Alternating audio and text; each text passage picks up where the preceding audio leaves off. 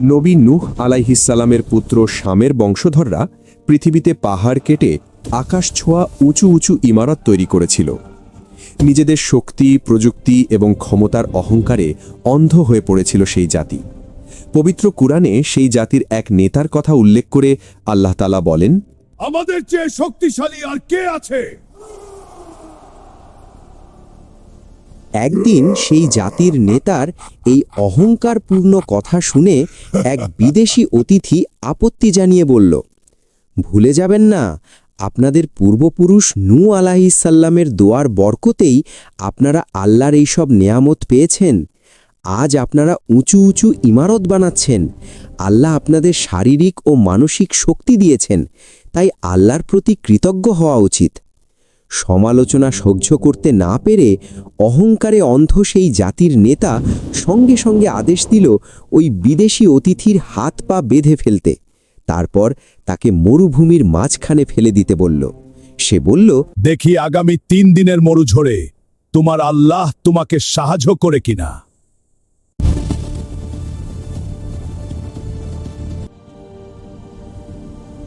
জালিম নেতা সেই অতিথিকে ভয়ঙ্কর বালু ঝড়ের মধ্যে ফেলে দিল এবং 3 দিন তাকে সেখানেই পড়ে থাকতে দিল। লোকটি চিৎকার করে বলতে লাগল, আমাকে বাঁচাও, হে আল্লাহ, আমি কিছুই দেখতে পাচ্ছি না। মরুভূমির তীব্র বাতাস আর উড়তে থাকা বালুর মধ্যে শ্বাসরোধ হয়ে যন্ত্রণায় কাতরাতে কাতরাতে অবশেষে সেই মানুষটি মারা গেল।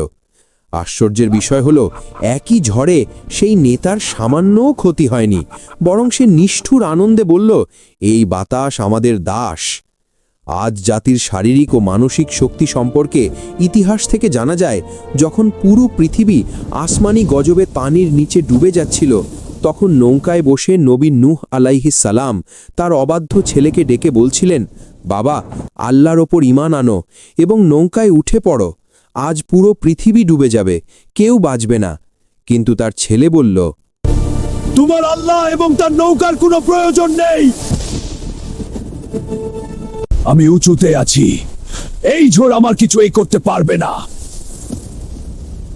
নবীর সন্তান হওয়া সত্ত্বেও আল্লাহর অবাধ্যতা ও অকৃতজ্ঞতার কারণে এক ভয়ঙ্কর পানির স্রোত বাবার চোখের সামনেই সেই ছেলেকে ঢেউয়ের নিচে ডুবিয়ে দিল। নিজের চোখের সামনে ছেলের এই করুণ পরিণতি দেখে নূহ আলাইহিসসালাম চিৎকার করে উঠলেন। এরপর হজরত নূহ আলাইহিসসালাম তার নৌকার ভেতরেই সিজদায় লুটিয়ে পড়ে বাকি 2 ছেলের জন্য আল্লাহর কাছে সাহায্য প্রার্থনা করলেন। তিনি দোয়া করলেন যেন তাদের ভবিষ্যৎ বংশধরদের আল্লাহ শক্তি ও ক্ষমতা দান করেন।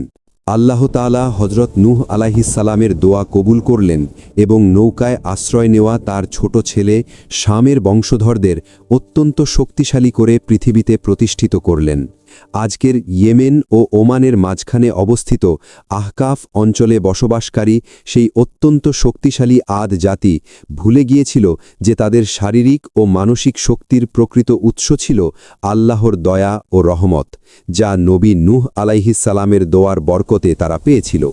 এটি তাদের পূজিত মিথ্যা মূর্তিগুলোর অনুগ্রহে ছিল না। মহান আল্লাহ পবিত্র কোরআনে এই শহরের পরিচয় দিতে গিয়ে বলেন, ইরাম জাতি, যার ছিল আকাশ ছোঁয়া সুউচ্চ স্তম্ভসম ইমারত, অর্থাৎ এমন এক শহর যার উঁচু উঁচু দালান কাঠামো যেন আকাশের সাথে কথা বলছে। আল্লাহর রহমতে তাদের দেহের গঠন ছিল পাহাড়ের মতো শক্ত ও বিশাল। দূর থেকে দেখলে মনে হতো যেন তাদের কাঁধ আকাশের মেঘ ছুঁয়ে ফেলছে। আল্লাহর দেওয়া এসব নিয়ামতই তাদের অকৃতজ্ঞ ও অহংকারী করে তুলেছিল। তারা বলতো, এই পৃথিবীর উত্তরাধিকারী শুধু আমরা, আর আমরা এখানেই চিরকাল থাকব। মরুভূমির মাঝে তাদের বসতি দূর দূর পর্যন্ত ছড়িয়েছিল। তাদের ঘোড়ার খুরের শব্দে মাটি কেঁপে উঠত। রাতে তাদের প্রদীপের আলো অনেক দূর পর্যন্ত ছড়িয়ে পড়ত। দূর থেকে দেখলে মনে হতো যেন তাদের শহরটি পৃথিবীর বুকে সাজানো কোনো রাজকীয় মুকুট। তাদের দেখানো ও অহংকার করা খুবই পছন্দ ছিল, ঠিক যেমনটা আজকের যুগেও আমরা অনেক সময় করে থাকি। নিজেদের সভা সমাবেশে তারা অহংকারে ভরা কণ্ঠে বারবার বলতো, আমাদের মতো মানুষ আর কখনো জন্মাবে না। দেখো আমাদের আকাশ ছোঁয়া ইমারত, দেখো আমাদের ছোট ছোট শিশুরাও ভারী পাথর তুলে ফেলতে পারে। তাদের বড়রা গর্ব করে বলতো, বড় হয়ে আমাদের এই সন্তানরা পাহাড়কেও হার মানিয়ে দেবে। আদ জাতীয় মানুষের এক অদ্ভুত বিশ্বাস ছিল। তারা মনে করত বাতাস তাদের আদেশের দাস। তাদের যুবকেরা উপত্যকার মাঝখানে দাঁড়িয়ে 2 হাত ছড়িয়ে অহংকার করে বলতো, দেখো, যে মরুভূমির ঝড়ে মানুষের নিঃশ্বাস বন্ধ হয়ে যায়, সেই ঝড়েও আমাদের কিছুই হয় না। কিন্তু তারা জানত না, যাকে তারা নিজেদের বন্ধু ভাবছে, সেই বাতাস আল্লাহর হুকুমেই তাদের অধীন করা হয়েছিল। কারণ হজরত নূহ আলাইহিসসালামের পুত্র শাম আল্লাহর দরবারে দোয়া করে বলেছিলেন, হে আমার প্রতিপালক, এই মরুভূমিতে আমার এই বংশধরদের রক্ষার জন্য বাতাসকে তাদের অধীন করে দিন, না হলে মরুভূমির ঝড়ে তারা কখনো টিকে থাকতে পারবে না। আল্লাহ তাআলা শাম আলাইহিসসালামের সেই দোয়ার বরকতে বাতাসকে তাদের অধীন করে দিয়েছিলেন। কিন্তু তারা সেই বাতাসের উপরই অহংকার করতে শুরু করল। তারা মানুষকে মরুভূমির ভয়ঙ্কর ঝড়ের মধ্যে ফেলে দিত এবং অসংখ্য দুর্বল মানুষকে মৃত্যুর মুখে ঠেলে দিত। নিজেদের অহংকার ও গর্বে তারা এতটাই অন্ধ হয়ে গিয়েছিল যে আর কিছুই বুঝতে পারত না। নূহ আলাইহিসসালামের নৌকায় আশ্রয় পাওয়া অন্য লোকদের বংশধররা আদ জাতির মতো এত লম্বা বা বিশাল দেহী ছিল না। আদ জাতির মানুষের দেহ সাধারণ মানুষের তুলনায় অনেক গুণ বড় এবং শক্তিশালী ছিল। নদের তীরে বা পাহাড়ের উপর তাদের পায়ের যে চিহ্নগুলো পড়েছিল, সেগুলোর কিছু নিদর্শন আজও দেখা যায়। সেগুলো দেখে মানুষ বিস্ময় ও আশ্চর্যে হতবাক হয়ে যায়। তাদের বাড়ির দরজাগুলো এত উঁচু ছিল যে ঘোড়ায় চড়া একজন মানুষও মাথা না ঝুঁকিয়ে সহজেই ভেতরে প্রবেশ করতে পারত। তারা পাথরের তৈরি বিশাল বড় বড় পাত্র ব্যবহার করত। একটি পাত্র এত বড় ছিল যে তাতে পুরো গোত্রের খাবার একসাথে রান্না করা যেত। সময় যেতে লাগল আর তাদের অহংকারের আগুনও ততই বাড়তে লাগল। দিন যত গড়াতে লাগল, তাদের গর্ব ও ঔদ্ধত্য সীমা ছাড়িয়ে গেল। যারা তাদের চেয়ে ছোট ও দুর্বল ছিল, তারা যখনই তাদের হাতে পড়ত, বাধ্য হয়ে তাদের মিথ্যা প্রশংসা করতে হতো, কারণ সামান্য সমালোচনাও সহ্য করার শক্তি তাদের মধ্যে ছিল না। আল্লাহ দেখলেন যে এই লোকেরা দুর্বলদের কোনো পরোয়াই করে না। অবশেষে তিনি সেই জাতির মধ্য থেকেই একজন শক্তিশালী মানুষকে নবী হিসেবে নির্বাচিত করলেন। তার নাম ছিল হজরত হুদ আলাইহিসসালাম। নিজ জাতির এই বলিষ্ঠ যুবক যখন যৌবনে পদার্পণ করলেন, তখন বয়োজ্যেষ্ঠরা মনে করল হুদ এক মহান বীর হবে, যে আমাদের পক্ষ থেকে যুদ্ধ করে আরও অনেক বিজয় এনে দেবে এবং অন্য অঞ্চল জয় করতে আমাদের সাহায্য করবে। কিন্তু সবাইকে অবাক করে দিয়ে হজরত হুদ আলাইহিসসালাম যুবক বয়সেই স্পষ্টভাবে ঘোষণা করলেন, হে আমার জাতি, তোমরা শুধু এক আল্লাহর ইবাদত করো, তিনি ছাড়া তোমাদের আর কোনো উপাস্য নেই। শক্তিশালী আদ জাতির লোকেরা এই কথা শুনে যেন বজ্রাহত হয়ে গেল। তারা রেগে ফেটে পড়ল এবং বলল, তুমি কি বলছো? যেসব পূর্বপুরুষের ধর্ম অনুসরণ করে আমরা এত শক্তিশালী হয়েছি, সেই ধর্ম কি আমরা ছেড়ে দেব? হজরত হুদ আলাইহিসসালাম দৃঢ়ভাবে জবাব দিলেন, তোমরা যে সাহায্য পেয়েছ তা এই মূর্তিগুলোর কারণে নয়, বরং আমাদের পূর্বপুরুষ নবী নূহ আলাইহিসসালামের দোয়ার বরকতেই তোমরা দয়াময় আল্লাহর পক্ষ থেকে এই সব দুনিয়াবি সাহায্য পেয়েছ। আর আমাকে সেই আল্লাহর পক্ষ থেকেই তোমাদের সতর্ক করার জন্য পাঠানো হয়েছে। হুদের এই কথা শুনে সেই হিংস্র সর্দার দাঁড়িয়ে গর্জে উঠল, হুদ, তুমি কি জানো না যে বিদেশি দূত আমাদের শক্তিকে তুচ্ছ করেছিল, তার সঙ্গে আমরা কি করেছি? সেও তোমার মতো এক আল্লাহকে সবচেয়ে বড় বলতো, কিন্তু শেষ পর্যন্ত তাকে হত্যা করা হয়েছে। হজরত হুদ আলাইহিসসালাম বললেন, হ্যাঁ, সে এখন জান্নাতের বাগানে আছে। আল্লাহ তাকে মুক্তি দিয়েছেন আর তোমাদের বিপদের জন্য ছেড়ে দিয়েছেন, কারণ তোমরা হুদের বিরুদ্ধে দাঁড়িয়েছ। চাইলে পরীক্ষা করে দেখো, তোমরা হুদকে কখনো হারাতে পারবে না। রাগে উন্মত্ত সেই সর্দার হজরত হুদ আলাইহিসসালামের উপর ঝাঁপিয়ে পড়ল, কিন্তু লোকেরা কিছু বুঝতে না পারলেই হজরত হুদ আলাইহিসসালাম আদ জাতির সেই সবচেয়ে শক্তিশালী সর্দারকে মুহূর্তের মধ্যেই মাটিতে ফেলে দিলেন। আসলে আল্লাহ তাআলা নবী হুদ আলাইহিসসালামকে আদ জাতির অহংকার ও দম্ভ ভেঙে দেওয়ার জন্য সেই জাতির মধ্যেই সবচেয়ে শক্তিশালী করে পাঠিয়েছিলেন, যেন সবাই স্পষ্টভাবে বুঝতে পারে যে এই শারীরিক শক্তির প্রকৃত মালিক একমাত্র আল্লাহ তাআলা। আর হুদ আলাইহিসসালামের এই স্পষ্ট নিদর্শন দেখার পরও যারা ঈমান আনবে না, তাদের পরিণতি হবে অত্যন্ত ভয়াবহ। হজরত হুদ আলাইহিসসালাম সেই সর্দারের বুকে পা রেখে প্রকাশ্যে বললেন, নিয়ম অনুযায়ী যে সর্দারকে পরাজিত করে সেই নতুন সর্দার হয়, কিন্তু আমি কোনো রাজ্যের ক্ষমতা চাই না। আমি তোমাদের উপর আসতে থাকা এমন এক আযাবের ভয় করছি যার ভয়াবহতা তোমরা কল্পনাও করতে পারো না। আমি চাই তোমরা সব মূর্তি ভেঙে এক ও অদ্বিতীয় আল্লাহর ইবাদতে লেগে যাও, নিজেদের অহংকার ও গর্ব ত্যাগ করো। কিন্তু যাদের হৃদয় অহংকারে ভরে যায় তাদের সামনে ভালো কথা ঠিক তেমনই ফিরে আসে যেমন পাথরের দেওয়ালে পাথর লেগে ভেঙে যায়। তবুও হুদ হাল ছাড়লেন না। তিনি বাজারে, রাজপ্রাসাদে এবং ঘরে ঘরে গিয়ে সত্যের বাণী পৌঁছে দিতে লাগলেন। যখন তারা শক্তি দিয়ে হুদের মোকাবিলা করতে পারল না, তখন তারা তাকে তুচ্ছ করতে শুরু করল এবং তাকে পাগল বলে আখ্যা দিতে লাগল। তাদের বয়োজ্যেষ্ঠরা বলত, যদি তোমার কথায় সত্যিই কোনো শক্তি থাকত তাহলে এতদিনে আমাদের এই প্রাসাদগুলো কেঁপে উঠে মাটিতে পড়ে যেত। কখনো কখনো শিশুরাও হুদের কণ্ঠস্বর নকল করে তাকে নিয়ে হাসাহাসি করত, আর অনেক মানুষ তো রাস্তার মধ্যে হুদের আসতে দেখলে অন্য পথে চলে যেত। একদিন হজরত হুদ আলাইহিসসালাম তাদের রাজকীয় সভায় পৌঁছলেন। সেখানে তাদের সর্দাররা সোনার জাঁকজমকপূর্ণ সিংহাসনে বসেছিল। তিনি বললেন, তোমরা ভালো করেই জানো যে আমি আল্লাহর পক্ষ থেকে তোমাদের কাছে সত্যের বার্তা নিয়ে এসেছি। তোমরা আমার মধ্যে আল্লাহর স্পষ্ট নিদর্শনও দেখেছ। এতক্ষণ পর্যন্ত কেউই শক্তির লড়াইয়ে আমাকে পরাজিত করতে পারেনি। তোমরা কি স্বীকার করো যে আমি তোমাদের সবার মধ্যে সবচেয়ে শক্তিশালী? সব সর্দার মাথা নেড়ে বলল, হ্যাঁ হুদ, আমরা মানি যে আমাদের মূর্তিগুলোর কৃপাতেই তুমি আমাদের মধ্যে সবচেয়ে শক্তিশালী। তাদের কথা শুনে হজরত হুদ আলাইহিসসালাম গভীর হতাশায় বললেন, তোমরা আল্লাহর ইবাদত করো, তিনি ছাড়া তোমাদের আর কোনো উপাস্য নেই। তোমরা তো শুধু মিথ্যা কথা বানিয়ে বলছো। হুদ আলাইহিসসালাম আরও বুঝিয়ে বললেন, যদি তোমরা মনে করো যে আমি তোমাদের মধ্যে সবচেয়ে শক্তিশালী, তাহলে আমি সেই শক্তির কসম খেয়ে বলছি, আমাদের সবার শক্তির আসল উৎস একমাত্র মহান আল্লাহ তাআলা।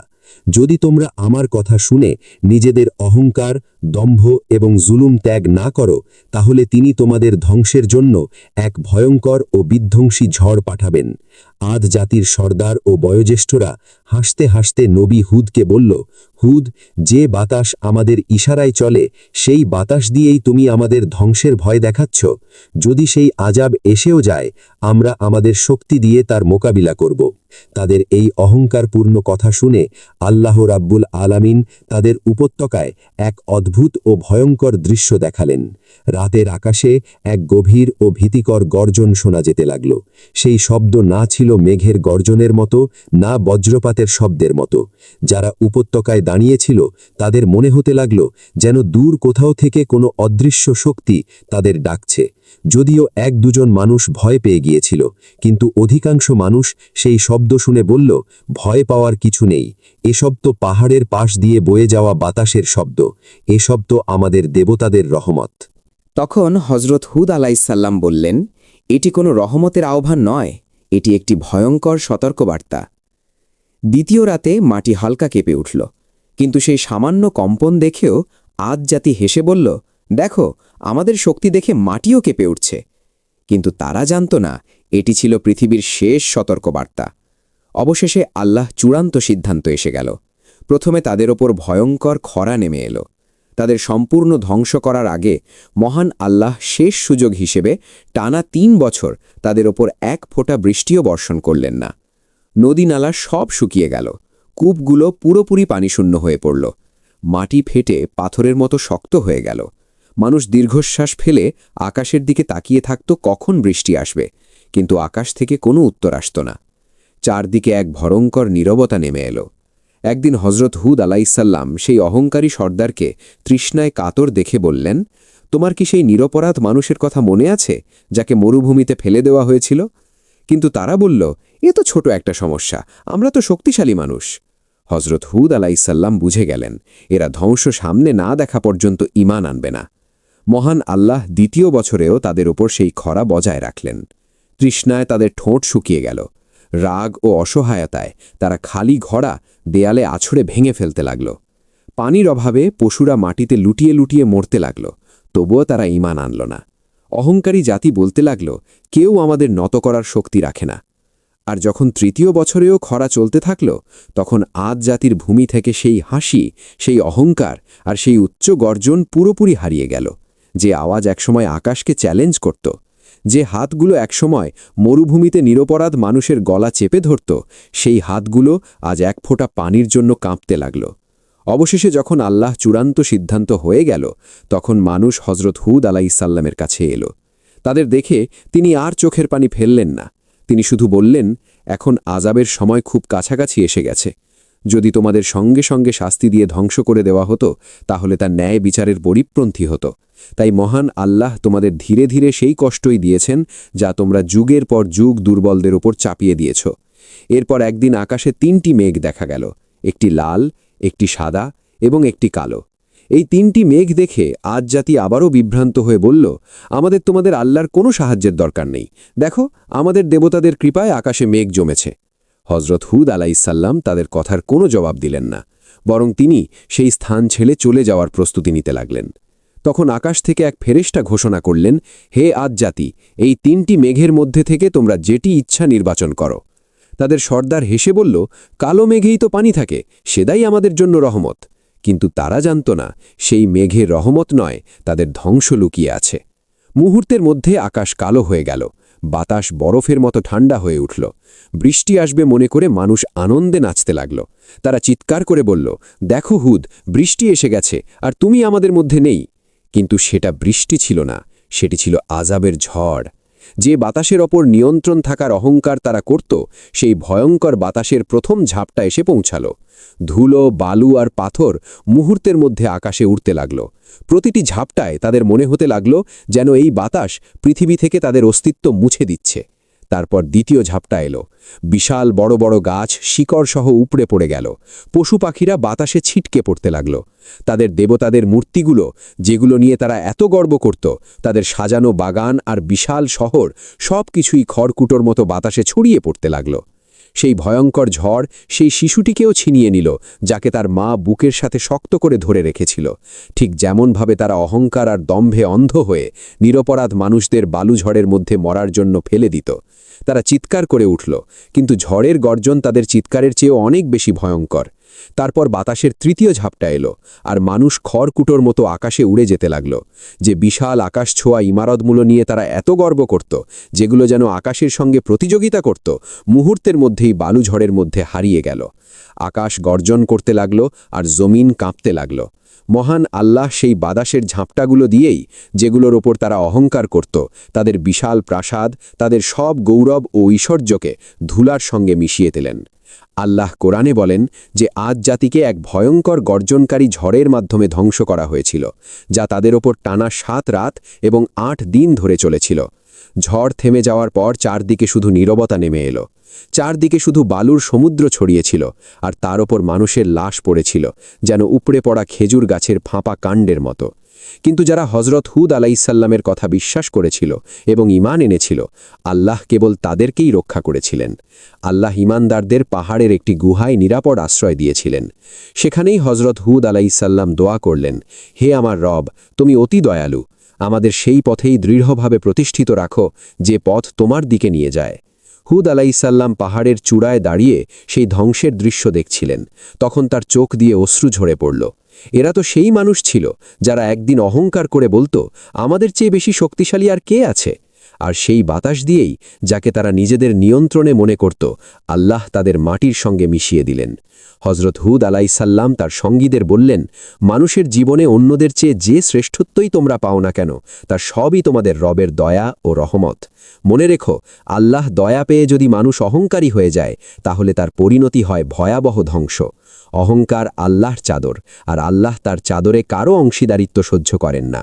আজও আহকাফের উত্তপ্ত বালুর নিচে সেই ইরাম শহর চাপা পড়ে আছে, যা সময়ের সাক্ষ্য হয়ে মানুষকে স্পষ্টভাবে বলে দেয়, এই দুনিয়ায় তোমাকে যে শক্তি দেওয়া হয়েছে, যে অতিরিক্ত সম্পদ তোমাকে দেওয়া হয়েছে, আর যা তোমার জীবনকে উজ্জ্বল করেছে, তার অহংকার করো না।